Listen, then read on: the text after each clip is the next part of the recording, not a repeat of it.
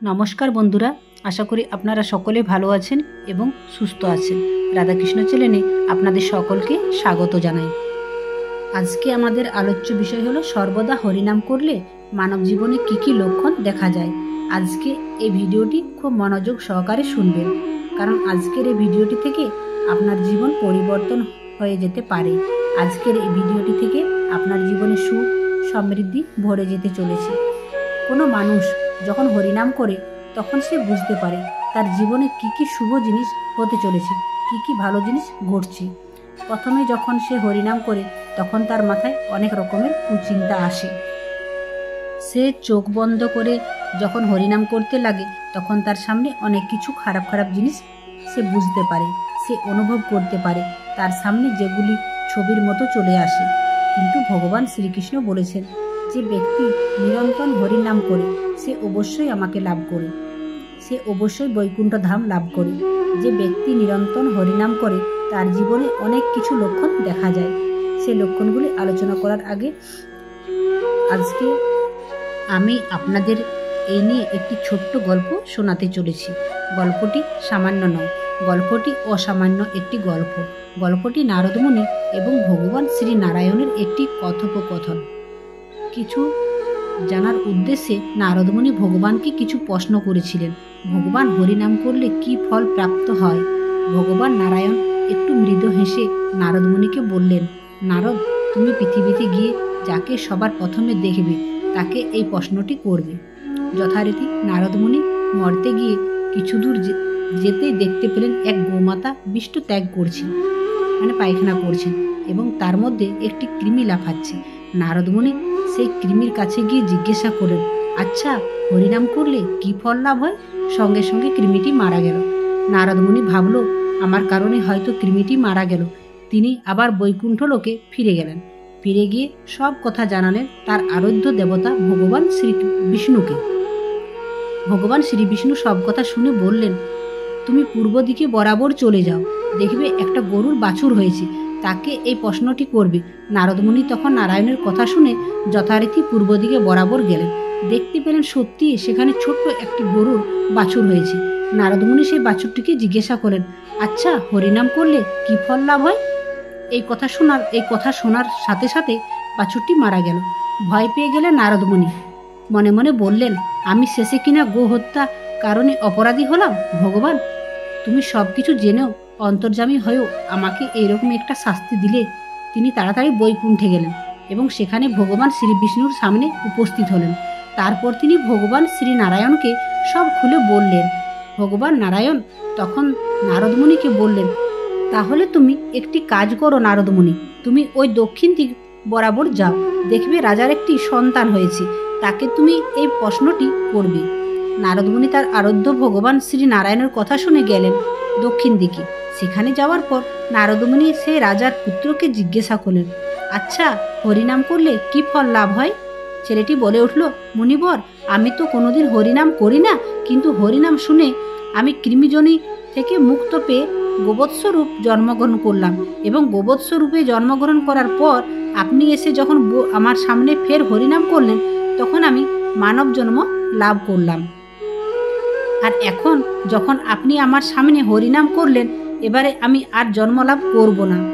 আমি এই মায়ার বন্ধন ত্যাগ করে আমি বৈকুণ্ঠ ধামে ভগবান শ্রীকৃষ্ণের চরণে যেতে চলেছি।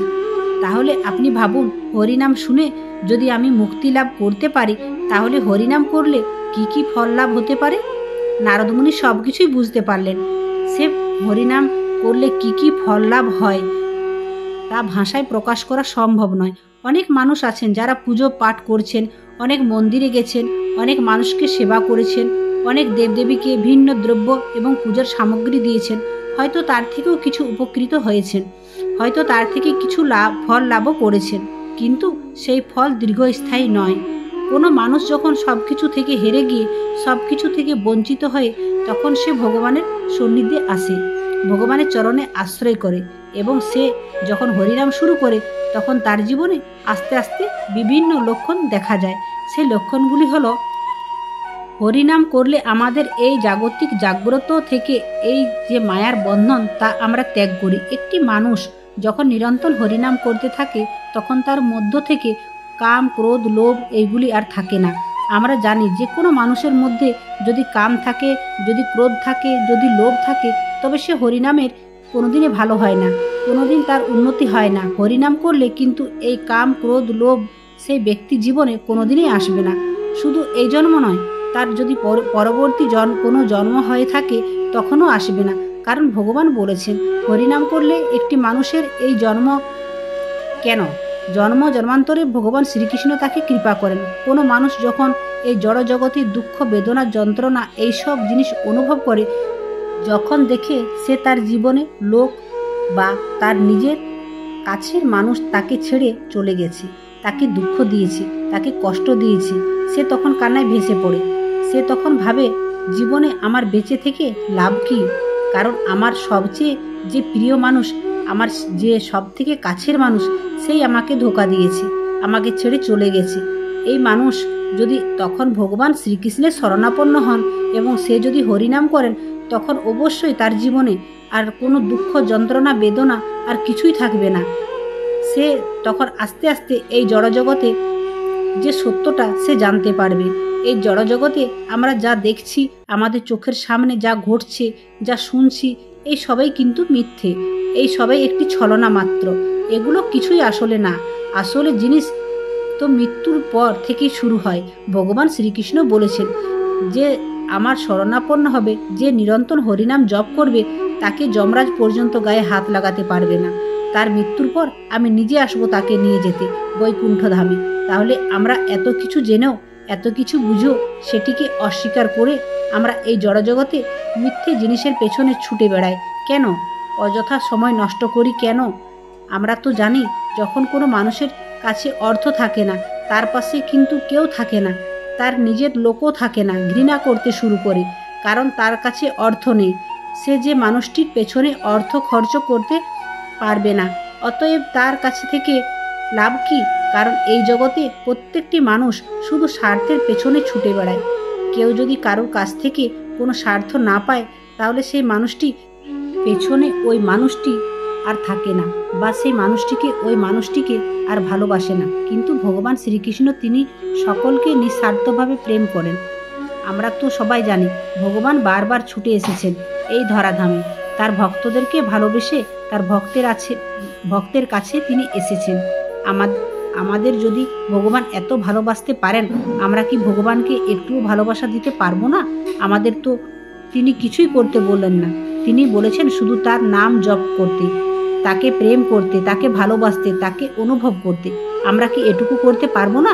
আমাদের কি এটুকু সামর্থ্য নেই? কোনো মানুষ যদি হরিনাম নিরন্তর করে, সে তার নিজের মধ্যে এক ঈশ্বরের শক্তি অনুভব করতে পারে, একটা আলাদা ক্ষমতা অনুভব করতে পারবে।